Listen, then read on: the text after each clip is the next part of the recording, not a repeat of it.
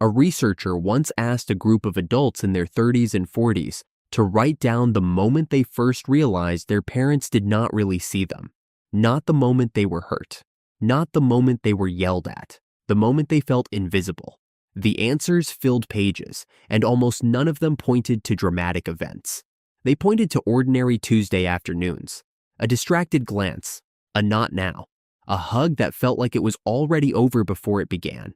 Ordinary moments that, added up over years, quietly taught a child, you are not the most important thing in this room. That research changed how a generation of child psychologists thinks about parenting, because it revealed something uncomfortable. The damage most adults carry from childhood was not caused by the worst days.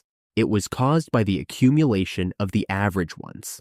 And that means the solution is also in the average days, in the ordinary Tuesdays, in the small daily choices that most parents make on autopilot, without realizing that their child is watching every single one, filing it away, building an understanding of themselves and the world based entirely on what those moments teach them. What you are about to hear are 6 things that child psychology, neuroscience, and decades of clinical research tell us children need from their parents every single day.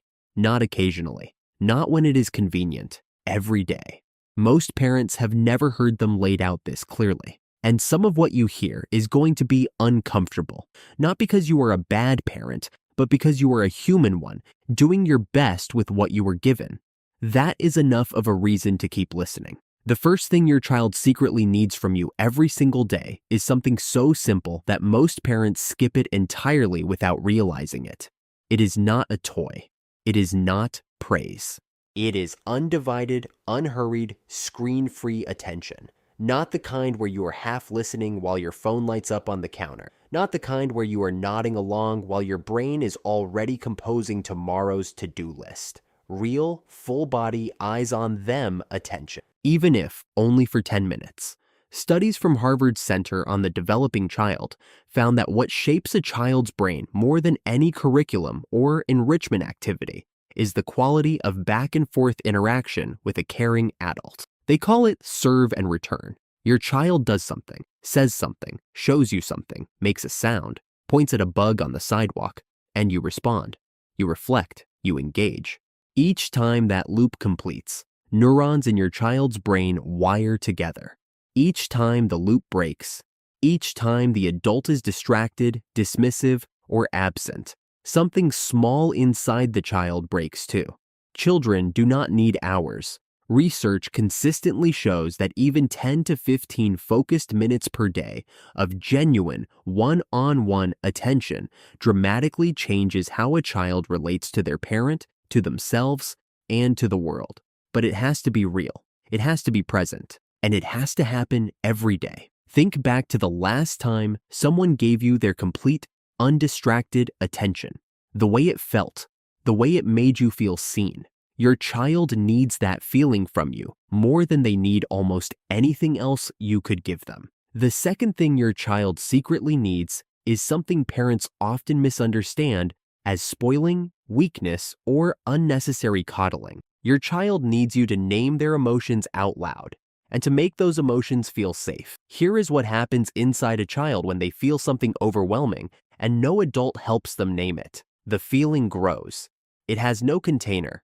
No label, no exit. The child either explodes and gets told they are too much, or they shut down and disappear inside themselves. Neither path leads anywhere good. And when this happens day after day, year after year, that child grows into an adult who does not know what they feel, cannot communicate what they need, and carries a low hum of anxiety that they cannot explain. Emotion coaching, a term coined by psychologist John Gottman, is the practice of helping children identify and process their emotions rather than dismissing them. Parents who consistently say things like, "It sounds like you are feeling really frustrated right now," or "You seem sad about that. Do you want to tell me what happened?" raise children with dramatically higher emotional intelligence, better academic performance, fewer behavioral problems, and stronger immune systems. That last one might surprise you. But the research is clear. Emotional regulation is physiological. Children who feel emotionally safe get sick less often. Your child is not throwing a tantrum to manipulate you. They are drowning and waving their arms. Your job is not to silence the wave. Your job is to teach them how to swim. The third thing is one that most parents believe they are already giving, but in a form that actually does more harm than good. Your child needs praise, but not the kind you think. For decades, parents were told to tell their children they were smart, brilliant, talented, special. The intent was beautiful. The effect was quietly devastating. Psychologist Carol Dweck spent 30 years studying what happens to children who are praised for their intelligence versus children who are praised for their effort. The results changed how we understand child development. Children who were told they were smart became terrified of failure, because if they failed, it threatened the thing they had been told defined them, so they stopped taking risks. They avoided hard things. They chose easy tasks where they could guarantee success and never grow. Children who were praised for effort, for trying hard, for persisting, for working through difficulty, developed what Dweck called a growth mindset. They saw challenges as opportunities.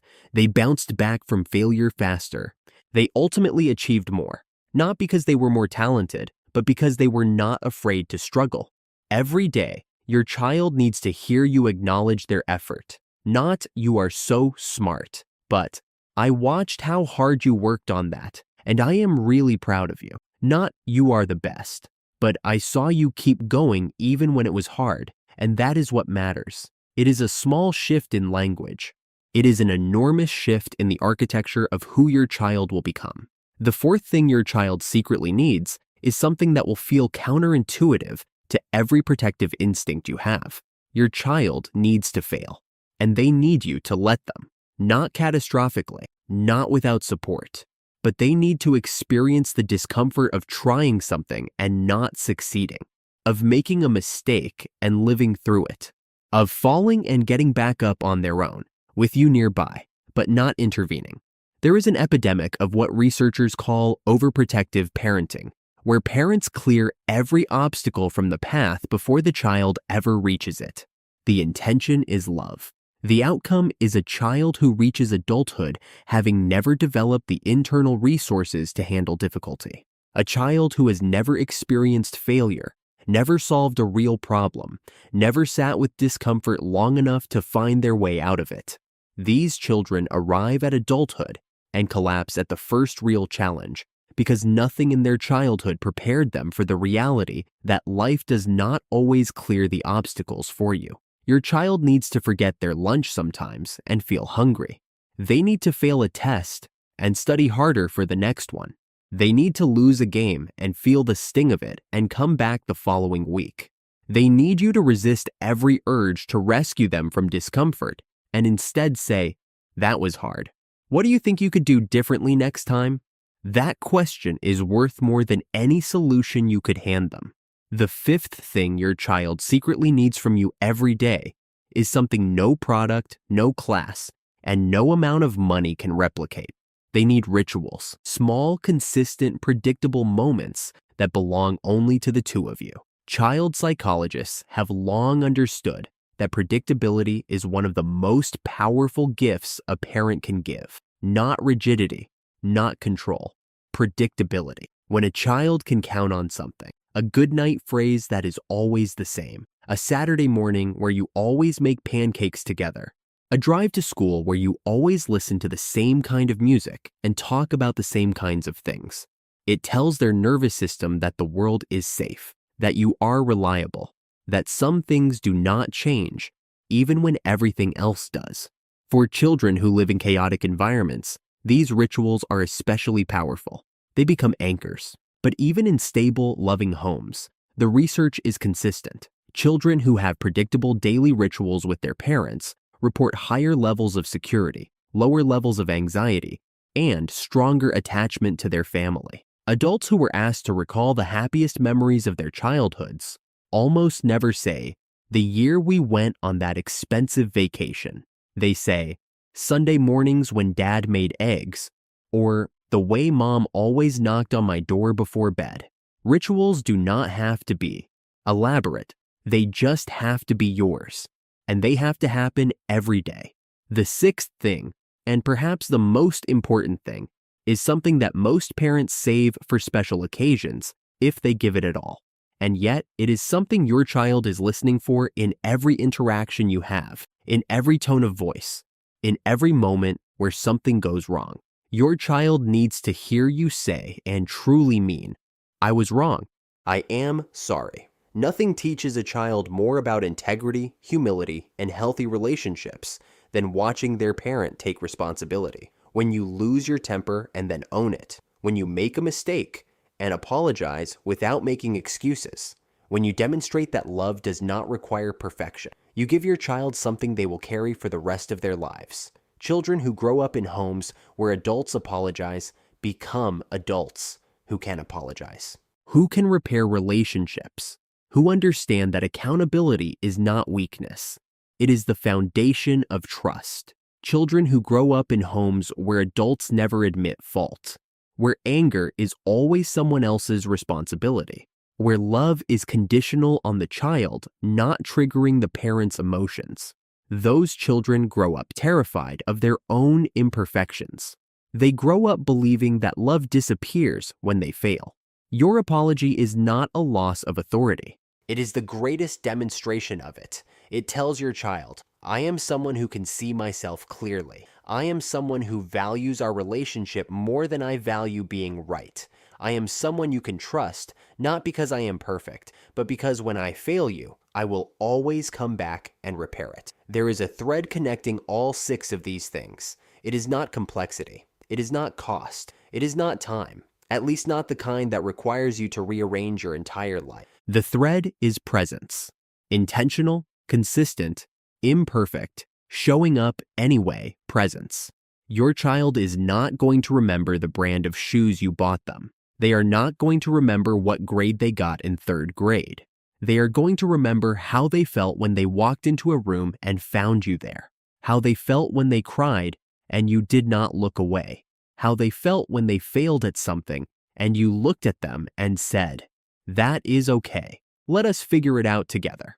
Go back to that researcher's question, the one about ordinary Tuesday afternoons, the invisible moments. Right now, today, you have the chance to make yours different. Not perfect, just different. Just a little more present, a little more deliberate, a little more like the parent your child is silently hoping you will be, and who, no matter how old they are, still believes that you can. Start today with one thing, the one that felt most true when you heard it, because your child is not waiting for a perfect parent. They are waiting for a present one. And every ordinary Tuesday that you show up, really show up, is one more day they grow up knowing in the deepest part of themselves that they were worth it. That is everything. That has always been everything.